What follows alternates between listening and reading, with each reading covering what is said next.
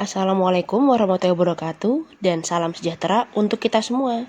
Selamat datang di Psikolog Mahasiswada untuk rekan sekalian dimanapun berada. Perkenalkan, saya dengan Eka. Kali ini saya akan sharing atau berbagi pengalaman tentang salah satu teknik terapi kelompok yang bernama psikodrama. Baik, psikodrama atau drama terapi sebenarnya memiliki banyak sekali manfaat ya, terutama apabila memang ia sudah diterapkan terus-menerus di level usia anak. Oke, namun pada kali ini kami dari tim Psikolog Mahasiswada akan menekankan kepada 3 hal nih yang akan kita aplikasikan atau kita harap ini bisa diterapkan di kehidupan anak-anak sehari-hari. Yang pertama adalah terkait kemampuan psikososialnya. Ya, hampir di setiap terapi anak atau permainan dengan anak pasti mengedepankan kemampuan psikososial. Baik, nah kemampuan psikososial di sini ya, yang kita maksudkan adalah masih hal-hal yang sederhana. Contohnya, seperti mereka mampu beradaptasi dengan lingkungan yang baru. Karena mayoritas anak-anak yang bermain itu mereka tidak saling kenal secara baik. Nah, maksudnya adalah mungkin tidak dalam satu kelas atau jarang bertemu ya. Dan ini di jenjang usia yang berbeda-beda. Maka kita latih supaya kemampuan psikososialnya bisa berkembang. Nah, selain itu, anak-anak juga jadi tahu bagaimana cara menempatkan diri di lingkungan, bagaimana cara dia mengambil peran di lingkungan. Nah, untuk itu, hal-hal sesederhana itu, kita pun harus menyadari sebagai figur lekat lingkungan sosialnya ya. Anak-anak perlu dilatih. Jadi, perilaku anak-anak terkait dengan psikososialnya tidak bisa serta-merta tumbuh begitu saja. Perlu ada stimulus atau perlu didorong ya. Kemudian tujuan yang lain adalah melatih dan mengembangkan proses pemecahan masalah. Nah, ini dari yang paling dasar dulu, yaitu bagaimana cara anak-anak untuk mengutarakan bahwa dia tidak suka atau dia mengutarakan bahwa dia tidak mau. Ya, ini yang berkaitan dengan kemampuan pribadinya dia. Nah, kemudian juga dia berusaha menerima apabila lingkungan mengharapkan dia seperti ini. Nah, dari hal-hal ini, maka anak-anak akan latihan untuk memecahkan masalah di level usia mereka masing-masing. Yang ketiga, tujuan yang kami harapkan adalah anak-anak dapat memahami atau mengenal dirinya sendiri. Nah, ini bisa dilakukan dalam beberapa hal ya. Di sini kita memilih yang pertama adalah ketika mereka bergerak atau memerankan sebuah tema yang kita minta untuk mereka lakukan, baik itu secara individu maupun di dalam kelompok. Berikutnya yang kedua, mereka akan mengenal diri sendiri, kemampuan yang mereka miliki, mereka tidak bisa dalam hal apa, kemudian solusi yang mereka pilih itu apa untuk keluar dari level masalahnya, itu dengan melakukan refleksi. Nah, jadi kunci atau kekuatan dari psikodrama sendiri ini adalah refleksinya. Salah satunya kayak gitu ya. Bagaimana supaya anak-anak ini menyadari, ternyata aku bisa, atau ternyata aku masih belum berani. Alasannya apa? Nah, itu kita gali di situ. Oke. Teknik psikodrama sendiri ini dikembangkan ya oleh salah satu tokoh psikologi yang bernama Jacob Levi Moreno. Nah, biasanya tokoh ini lebih dikenal oleh nama Moreno. Ya, lebih terkenal dengan nama Moreno. Teknik-teknik psikodrama ini pada dasarnya dapat digunakan atau diterapkan pada berbagai kalangan. Jadi mungkin kita bisa menerapkan dari anak usia 3 tahun, 4 tahun, 5 tahun hingga lansia. Nah, jadi dapat diterapkan pada berbagai kalangan ya. Namun pada kali ini saya akan sharing teknik psikodrama yang kami terapkan pada anak-anak. Nah, ini yang perlu diingat. Rekan-rekan sekalian, apabila ingin melakukan teknik ini perlu memahami ada hal-hal yang boleh dilakukan dan tidak boleh dilakukan. Meskipun teknik ini bisa diterapkan kepada anak, remaja, dewasa hingga lansia, namun ada juga poin-poin yang teman-teman atau rekan-rekan sekalian harus pahami betul. Contohnya seperti ini. Psikodrama atau teknik drama terapi yang akan dimainkan kepada orang dengan usia dewasa hingga lansia, itu kita menuju atau kita melihat permasalahan-permasalahan mereka di masa lalu ya. yang terkait dengan inner child-nya, terkait dengan unfinished business-nya. Nah, tujuannya apa? Tujuannya adalah untuk memberikan mereka kesempatan dalam menerima, mengenal, ya, serta berdamai dengan masa lalunya itu. Nah, teknik penggunaannya pun juga menggunakan banyak teknik ya, tapi itu tidak saya bahas di sesi ini. Kemudian, apabila kita bermain atau kita melakukan terapi bersama anak-anak, kita tidak boleh sama sekali masuk kepada unfinished business-nya ataupun kepada hal-hal yang tidak dia sukai. Ya, karena apa? Kalau di orang dewasa, mereka bisa jadi punya harapan hidup yang lebih baik ketika mereka sudah menyelesaikan masa lalunya atau unfinished business-nya. Namun, ketika teknik psikodrama ini kita terapkan kepada anak-anak, kita sama sekali tidak boleh melakukan hal itu. Nah, jadi yang kita lakukan adalah apa?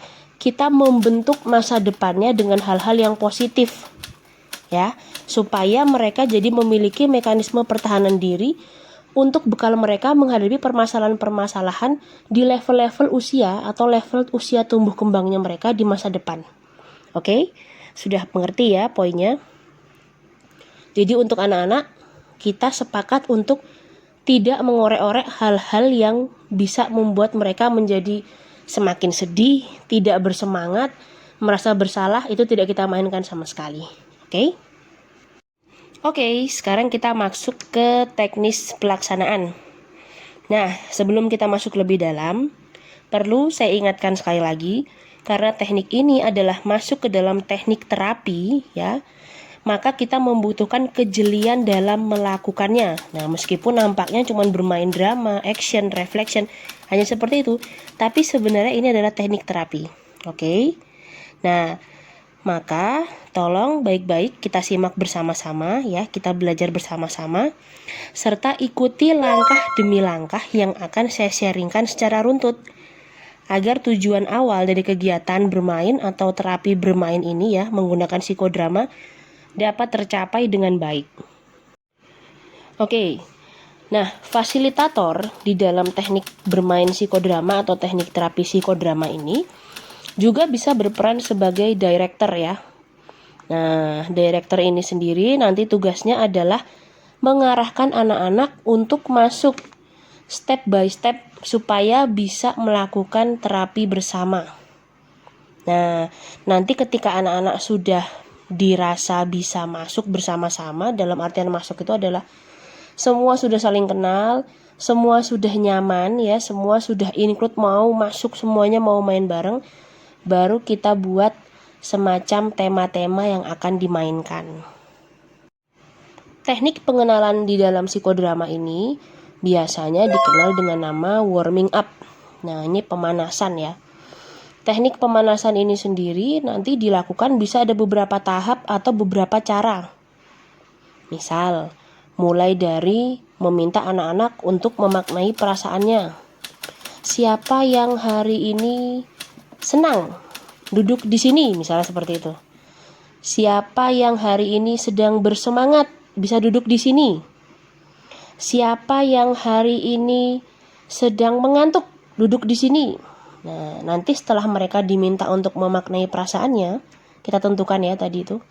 Jangan terlalu banyak karena pilihannya bisa membingungkan anak-anak. Setelah mereka menempati posisinya masing-masing, nah itu baru kita inquiry atau kita dalami lagi. Satu persatu, apa yang sudah terjadi? Apa yang kamu rasakan sehingga kamu memilih duduk di sini? Nah, itu tahap pertama yang bisa dilakukan. Ya. Nah, apabila nanti kita atau rekan-rekan melakukan inquiry kepada masing-masing anak, misal nih ya, misal ada anak yang dia cuman diem atau masih sangat malu untuk ngomong, nah itu nggak betul kemungkinan, itu pasti ada. Itu tidak boleh dipaksa, oke? Tidak boleh dipaksa, maka kita lanjutkan dulu ke anak lain dengan mengatakan, oke, kakak pindah dulu ya ke teman yang lain, nanti kakak kesini lagi. Nah, kemudian apabila ada satu anak yang sudah selesai menceritakan persoalan yang dia hadapi, kenapa dia memilih hal itu, perasaan yang dia pilih itu apa, minta teman-teman lain untuk mengucapkan kata terima kasih sebagai bentuk support atau sebagai bentuk dukungan bahwa semua teman-teman di situ memperhatikan dirinya. Oke, jika semua anak sudah menceritakan kenapa dia memilih duduk di posisi mana, sekarang permainan bisa kita tingkatkan. Level terapi bisa kita tingkatkan. Kita bisa meminta misalnya anak-anak untuk membayangkan dirinya menjadi sebuah pohon. Itu bisa seperti itu ya. Nah, bisa dibayangkan kita bebas meminta mereka memilih pohon apa saja. Boleh pohon yang memiliki kayu, boleh yang pohon tidak berkayu, apa saja bebas. Nah, kemudian kita tekankan bahwa kita meminta mereka memperagakan hal itu satu persatu. Untuk memperagakan, bisa dimulai dari kita dulu sebagai fasilitator mereka ya, atau sebagai direktur. Kita dulu yang seolah-olah menggambarkan bahwa saya menjadi pohon mangga atau pohon manggis atau pohon apa, nah dengan pose sebuah pohon. Nah, katakan juga pada anak-anak atau kita bisa tanyakan pohon itu terdiri dari bagian apa saja. Oke? Setelah semua anak berani memperagakan, ya kita kembali lagi ke poin yang penting adalah lakukan refleksi, karena kekuatan psikodrama itu ada pada refleksinya, jadi pemaknaannya. Bagaimana anak-anak merasakan menjadi itu ya, dan bagaimana dia mendengar teman-teman lain atau perasaan teman-teman lain ketika diminta menjadi pohon dan kenapa memilih pohon itu. Oke, kita sudah masuk di level yang pertama yaitu warming up. Warming up sendiri pada dasarnya bisa dilakukan dengan banyak teknik, dengan berbagai teknik. Karena kunci dari terapi ini bisa dilakukan adalah keberhasilan pada saat warming up. Nah, pemanasan atau warming up dalam psikodrama itu sangat meminta atau sangat membutuhkan kejelian dari fasilitator untuk melihat mana anak-anak yang masih perlu disupport lebih kepercayaan dirinya supaya dia mau terlibat, atau mana anak-anak yang sudah bisa dilepaskan karena dia sudah memiliki keinginan untuk terlibat ya. Kuncinya warming up ini harus berhasil terlebih dahulu apabila kita ingin masuk ke tahap-tahap berikutnya, terutama dalam sesi terapi ya.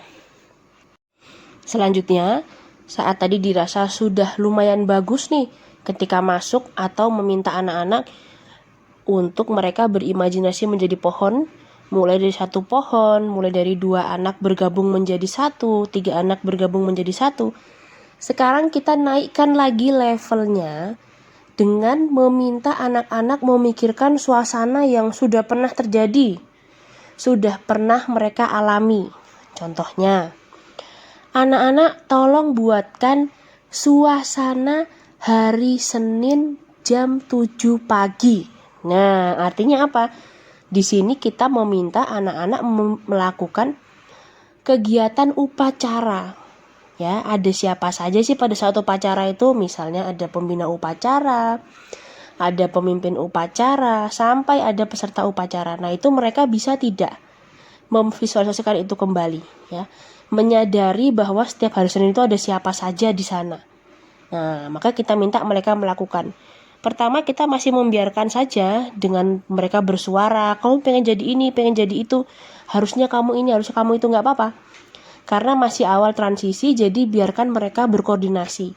Namun, nanti setelah masuk ke tahap berikutnya, kita tekankan atau kita minta bahwa, oke, yang sekarang tolong buatkan suasana jam olahraga. Nah, misalnya kayak gitu ya. Misalnya kita minta suasana jam olahraga.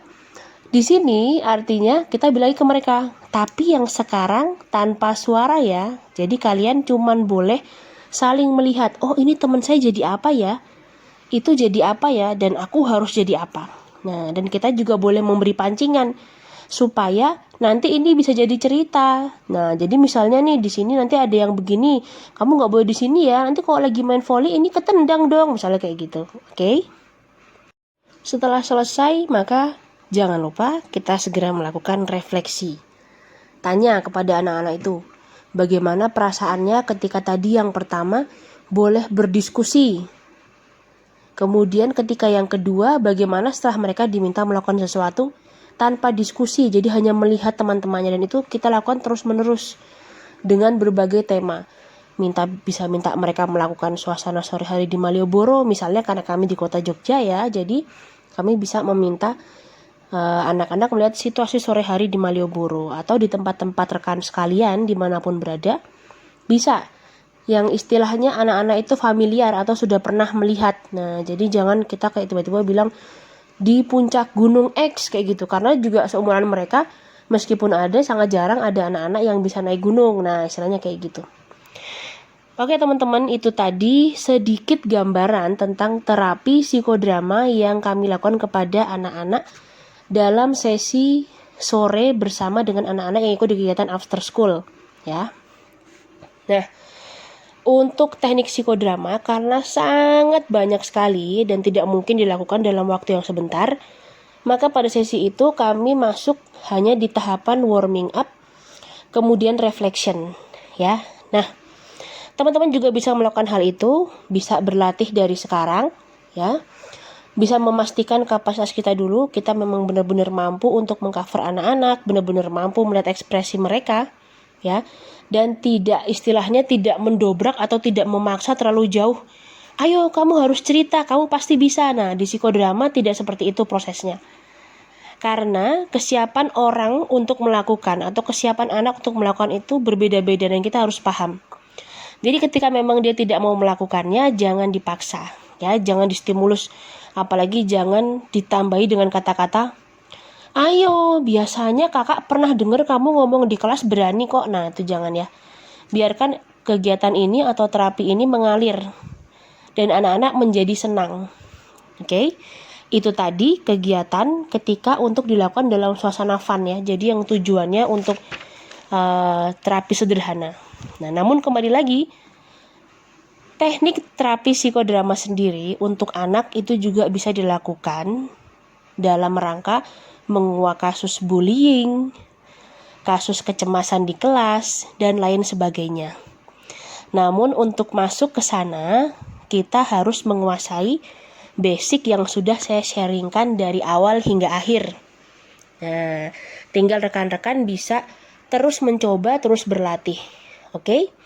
Apabila teman-teman ingin sharing, apabila rekan-rekan sekalian ingin berbagi cerita atau berbagi pengalaman, bisa tulis di kolom komentar ya. Insya Allah nanti akan saya respon dan insya Allah kita bisa berdiskusi terkait kasus-kasus yang terjadi di lapangan. Oke teman-teman, rekan-rekan dimanapun berada, itu saja sedikit dari saya. Semoga bisa dimanfaatkan dan semoga bisa diaplikasikan dengan mudah. Kuncinya adalah kita belajar menempatkan diri di posisi semua anak yang ikut dalam kegiatan psikodrama apabila kita ingin melakukan terapi drama. Jangan bosan, jangan gampang mengeluh atau jangan gampang judgement ya kepada mereka, karena kuncinya ketika mereka sudah nyaman, mereka akan menceritakan atau mengatakan semua yang mereka katakan, semua yang mereka rasakan ya. Nah, psikodrama juga bisa berfungsi sebagai media katarsis. Oke rekan-rekan sekalian, terima kasih banyak. Mohon maaf apabila masih ada salah-salahnya dan kurang lebihnya dalam pembahasan kembali kepada rekan-rekan. Itu sedikit dari kami, tim psikolog Masjid Syuhada. Sampai jumpa pada video-video yang lain. Dadah, Assalamualaikum warahmatullahi wabarakatuh.